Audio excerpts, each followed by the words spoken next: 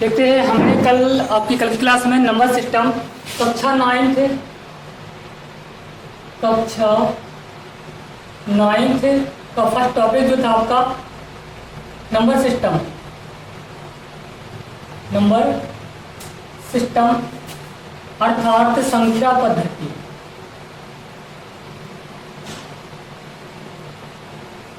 संख्या पद्धति में हमने कल संख्या पद्धति ऐसे रिलेशन कुछ डेफिनेशन आपको समझाई थी, उसी के साथ हमने वन प्रश्नावली को क्लियर किया था। आज यहाँ चलते हैं सेकेंड प्रश्नावली की, आज 1B पर। 1B में आपको क्या है, यानी कि परिमेय संख्या और अपरिमेय संख्याओं को हमें सीखना है, यानी कि संख्या रेखा पर परिमेय संख्या और अपरिमेय संख्याओं को हम कैसे दर्शाएंगे।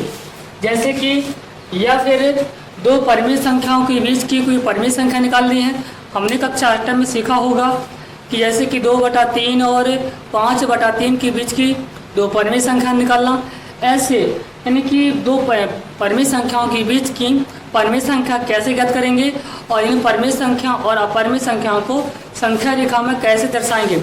जैसे कि संख्या रेखा, ये आपकी संख्या रेखा है, माना कि यहाँ पर 0 पॉइंट ले लिया, 1 2 3 4। ऐसे मैंने कहा कि 1/5 संख्या रेखा पर दर्शाइए, तो 1/5 कहाँ होगा, 1/5 कहाँ होगा, 1 और आपका 0 और 1 के बीच में होगा 1/5, 0 और 1 के बीच में होगा आपका 1/5। यानी मैं कह सकता हूँ यहाँ से, ये आपका कह सकता हूँ यहाँ से 0/5 हो गया, यहाँ से 0/1 हो गया, ये आपका कितना है 1/1 है, यानी 1/1 है। तो यहाँ से यदि मैं काट दूंगा से 0.5, यानी कि कहाँ होगा आपका बीचों बीच होगा 1/5। यानी यहाँ से कह सकता हूँ कि 1 को मैं 5/5 लिख सकता हूँ, तो पीछे क्या 4/5 होगा, 3/5 होगा। फिर इसी के साथ चलो मैं फिर से बता दूँगा आपको, वैसे कि मेरा 0 है 1 है, तो मुझे संख्या रेखा में आपका 1/5 कहाँ होगा ये आपको दिखाना है।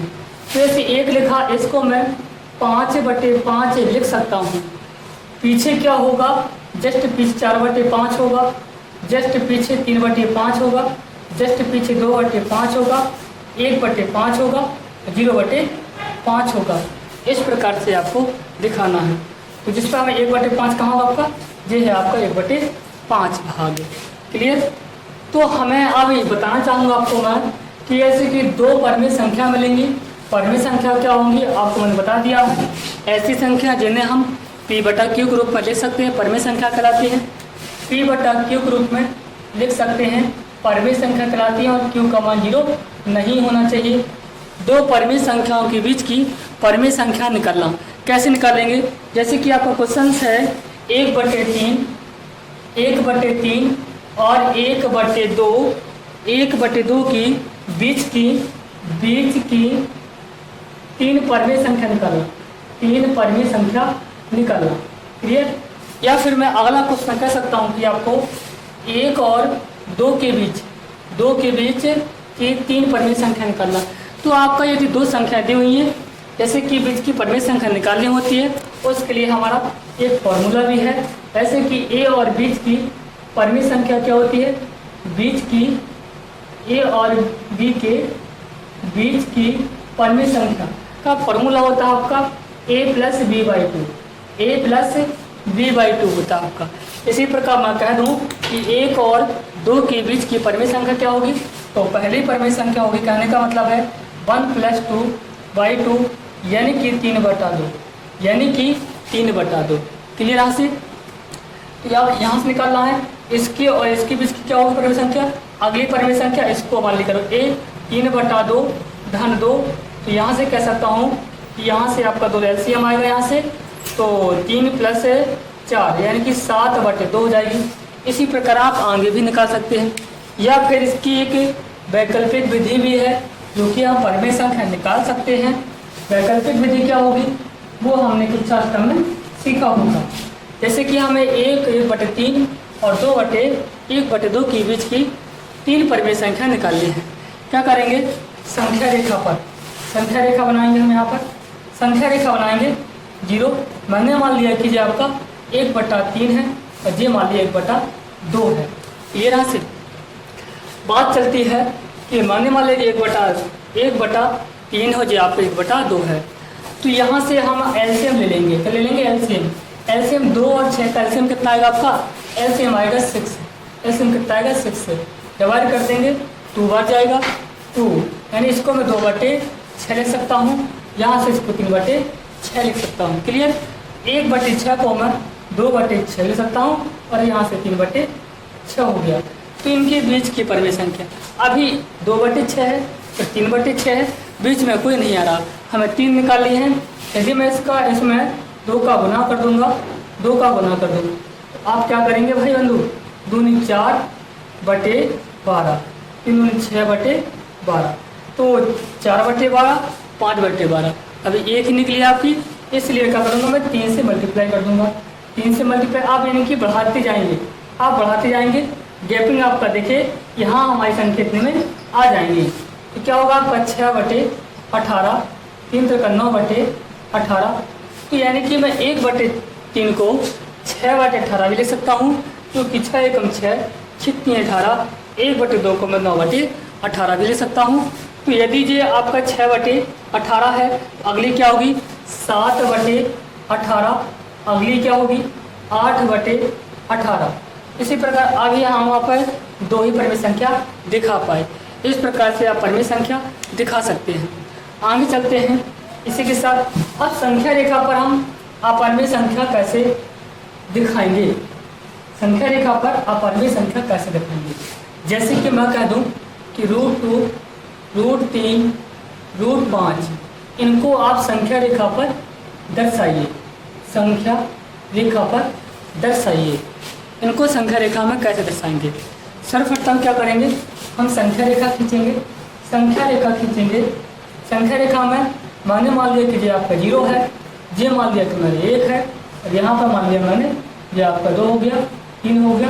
आगे भी संख्या रेखा को हम स्थिर कनेक्शन लगा करके दर्शा देते हैं। क्लियर यहाँ से। तो √2 को दिखाना है, √2 को हमें दिखाना है। हमने क्या किया, 0 और 1 बिंदु 1 पर आप लंब रेखा खींचेंगे। एक मात्रक दूरी लेकर के मैंने 0 और 1 के बीच में कितना, एक मात्रक ले लिया और उससे एक मात्रक पर लंब खींच लिया। क्या खींच लिया, लंब खींच लिया। तो यहाँ से लंब खींच लिया, एक माना कि मैं 0 और 1 के बीच में कितना है, एक मात्रक है। लंब को भी यदि मैं एक मात्रक काट लूँ, इतना ये है, इतनी आपका ये होगा, एक मात्रक मैंने लंब काट लिया। और क्या करूँ, यहाँ से इसको मान लिया मैंने A, इसको मान लिया B, इसको मान लिया C, और OC को आप मिलाएंगे। तो आप जो कि आप क्या कहेंगे, OC की दूरी क्या होगी, OC की दूरी क्या होगी, क्योंकि हमारे एक समकोण ट्रायंगल बन गया। जो आपका लंब है, जो आपका आधार है, पाइथागोरस प्रमेय में लगाएंगे तो कह सकते हैं कि लंब का वर्ग प्लस आधार का वर्ग, लंब का वर्ग प्लस आधार का वर्ग बराबर OC का वर्ग, OC का वर्ग। तो यहाँ से निकलेगा आपका OC का वर्ग बराबर 1 का वर्ग प्लस 1 का वर्ग, यानी कि OC स्क्वायर बराबर 1 + 1 2 हो जाएगा, OC बराबर √2 हो जाएगा। इसका मान कितना आ गया, √2 आ गया, √2। इसी लंबाई के बराबर, OC लंबाई के बराबर जो आपकी OC है √2 के बराबर है, इस लंबाई के बराबर हमें इस संख्या को दिखाना है। यहाँ चाप ले लेंगे इतना, ऐसे चाप लगा देंगे आप। क्लियर, यहाँ काटे, ये हमारा होगा √2। क्लियर होगा। एक को हम ये √1 भी ले सकते हैं, यानी √1 के आगे क्या होगा आपका √2 होगा। इस प्रकार से आप संख्या रेखा पर अपरिमेय संख्या को भी दिखा सकते हैं। जैसे कि अब मैं ले रहा हूँ आपको √3 कैसे दिखाएंगे, √3 संख्या रेखा पर कैसे दिखाएंगे। यहाँ से मैंने क्या किया, संख्या रेखा खींची, 0 माना, यहाँ पर मैंने 1 मान लिया, ये आपका 1, एक लंब खींच लिया, लंब बिंदु A पर मैंने एक लंब खींच लिया। अब मुझे √3 कब मिलेगा, √3 कब मिलेगा, यदि √2 का वर्ग कर दूं और 1 का वर्ग कर दूं, कितना हो जाएगा 3 और उसका मतलब वर्ग क्या होगा आपका √3 जाएगा। इसको यदि मैंने मान लिया कि आपकी यहाँ पर बिंदु C है, इसकी मान कितनी है आपकी √2 है, कितना है जीवन आपका √2 है। OC को हम मिलाएंगे, OC को यहाँ से मिला लेंगे और यहाँ से कह सकता हूँ कि ये आपकी एक मात्रक है, ये आपकी √2 मात्रक है। OC कितनी होगी, तो आप कहेंगे OC बराबर 1 का वर्ग प्लस √2 का वर्ग। यहाँ से आपका आएगा OC स्क्वायर बराबर 1 का वर्ग 1, √2 का वर्ग 2, यानी आपका आएगा 3। तो OC बराबर कितना है आपका √3, यानी मैं कह सकता हूँ कि जो आपका OC है √3 के बराबर है।